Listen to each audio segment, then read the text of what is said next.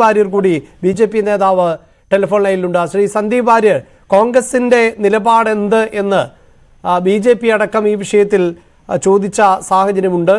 അല്ലെങ്കിൽ കോൺഗ്രസ് പങ്കെടുക്കുമോ ഇല്ലയോ എന്ന് സംബന്ധിച്ച് പൊതുവായി ഒരു രാഷ്ട്രീയ മണ്ഡലങ്ങളിൽ ഉണ്ടായിരുന്ന ചർച്ചകളുണ്ട്. ഇപ്പോഴെന്തായാലും കോൺഗ്രസ് ഔദ്യോഗികമായി ഈ ക്ഷണം തള്ളുകയാണ്. അതിനെ എങ്ങനെയാണ് താങ്കൾ നോക്കിക്കാണുന്നത്?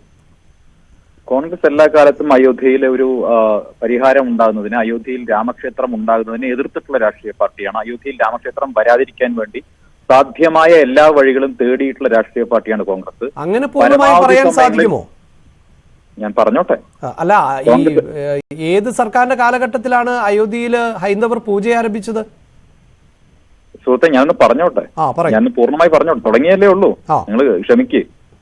കോൺഗ്രസിന്റെ ചരിത്രം പരിശോധിച്ചാൽ അയോധ്യയിലെ ശ്രീരാമ ജന്മഭൂമി മൂവ്മെന്റിനെ, ഹിന്ദുക്കളുടെ ഭാവനയെ, ഹിന്ദുക്കളുടെ ആഗ്രഹത്തെ എല്ലാ കാലത്തും തകർക്കാൻ വേണ്ടിയും അയോധ്യയിൽ രാമക്ഷേത്രം ഇല്ലാതാക്കാൻ വേണ്ടിയും വരുന്നത് തടയാൻ വേണ്ടിയും പരമാവധി പരിശ്രമിച്ചിട്ടുള്ള രാഷ്ട്രീയ പാർട്ടിയാണ് കോൺഗ്രസ്. ഇപ്പോ ശശി തരൂർ പറയുന്നു അയോധ്യയിലെ തർക്കമന്ദിരം തുറന്നു കൊടുത്തത്, ഹിന്ദുക്കൾക്കായി തുറന്നു കൊടുത്തത് കോൺഗ്രസ് അല്ല എന്ന് ശശി തരൂർ പറയുന്നു. പക്ഷെ കമൽനാഥ് പറയുന്നു അത് കോൺഗ്രസ് ആണ്. അതിലേതാണ് ശരി എന്നുള്ളത് കോൺഗ്രസ്സുകാരാണ് പറയേണ്ടത്. ഇവിടെ കോൺഗ്രസിന്റെ പ്രതിനിധിയാണ് പറയേണ്ടത്. ഒരു സ്ഥലത്ത് തരൂർ പറയുന്നു ഞങ്ങളല്ല, രാജീവ് ഗാന്ധി അല്ല അത് തുറന്നു കൊടുത്തതെന്ന് പറയുന്നുണ്ട്. മറുവശത്ത് കമൽനാഥ് പറയുന്നത് ഞങ്ങളാണ് എന്ന് പറയുന്നുണ്ട്. അപ്പൊ കോൺഗ്രസിനുള്ളിൽ വലിയ കൺഫ്യൂഷൻ ഇക്കാര്യത്തിലുണ്ട്. കോൺഗ്രസിലെ ഹിന്ദുക്കളായിട്ടുള്ള, വിശ്വാസികളായിട്ടുള്ള നിരവധിയായിട്ടുള്ള നേതാക്കന്മാർക്ക് കോൺഗ്രസ് ഈ ചെയ്യുന്നതിനോട്, കോൺഗ്രസ് പാർട്ടി എന്നുള്ള നിലയ്ക്ക് ചെയ്യുന്നതിനോട് വലിയ എതിർപ്പുണ്ടെന്നാണ് ഞാൻ മനസ്സിലാക്കുന്നത്. അതുകൊണ്ടാണല്ലോ D.K. ശിവകുമാർ ആത്യന്തികമായി ഞങ്ങളെ ഹിന്ദുക്കളാണ്, ഞങ്ങൾ ഇത് ആഘോഷിക്കും എന്ന് പറഞ്ഞത്. കമൽനാഥ് 11 വെള്ളി ഇഷ്ടികകൾ പൂജിച്ച് അങ്ങോട്ട് കൊടുത്തയച്ചത്. ഹിമാചൽ പ്രദേശിലെ മുഖ്യമന്ത്രി ഞാൻ പങ്കെടുക്കും, ക്ഷണിച്ചാലും ക്ഷണിച്ചില്ലെങ്കിലും പങ്കെടുക്കും എന്ന് പറയുന്നത്. അപ്പൊ കോൺഗ്രസിനുള്ളിൽ ഇക്കാര്യത്തിൽ വിശ്വാസികളുടെ, ഹിന്ദുക്കളുടെ വികാരത്തെ വ്രണപ്പെടുത്തുന്നു എന്ന് കോൺഗ്രസിനുള്ളിൽ തന്നെ വലിയ വികാരമുണ്ട്. ഒന്നാമത്തെ കാര്യം. രണ്ട്, കോൺഗ്രസ് എല്ലാ കാലത്തും പാർട്ടി എന്നുള്ള നിലയ്ക്ക് നെഹ്റു കുടുംബം ഈ അയോധ്യയിൽ രാമക്ഷേത്രം വരുന്നതിനെതിരായിട്ടുള്ള നിലപാട് സ്വീകരിച്ചിട്ടുണ്ട് എന്നുള്ളത് വസ്തുതയാണ്.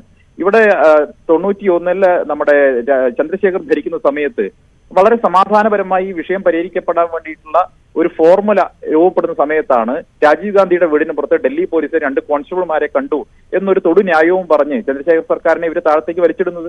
അപ്പൊ അയോധ്യയിൽ ഒരു തർക്ക പരിഹാരം ഉണ്ടാകരുത് എന്ന ആഗ്രഹമാണ് കോൺഗ്രസിനുണ്ടായിരുന്നത്. ഇവിടെ ഹിന്ദുക്കളെയും മുസ്ലിങ്ങളെയും പരസ്പരം തല്ലാൻ വിട്ടുകൊണ്ട്, അടിക്കാൻ വിട്ടുകൊണ്ട്, അതിൽ നിന്ന് ചോര കുടിക്കുന്ന ഒരു ചെന്നായുടെ സ്വഭാവമാണ് കോൺഗ്രസ് നെഹ്റു കുടുംബം സ്വീകരിച്ചിട്ടുള്ളത്.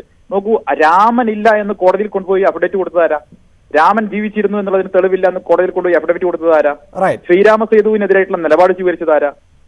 അപ്പൊ ശ്രീരാമനിൽ വിശ്വസിക്കാത്ത, ശ്രീരാമ സേതുവിൽ വിശ്വസിക്കാത്ത, ഹിന്ദുക്കളുടെ ഹൃദയവികാരങ്ങളെ മാനിക്കാത്തവരാണ് കോൺഗ്രസ്സുകാർ. ശരി, ഞാൻ താങ്കളിലേക്ക് വരാം. ഇപ്പോൾ ശ്രീ A.M. ആരിഫ്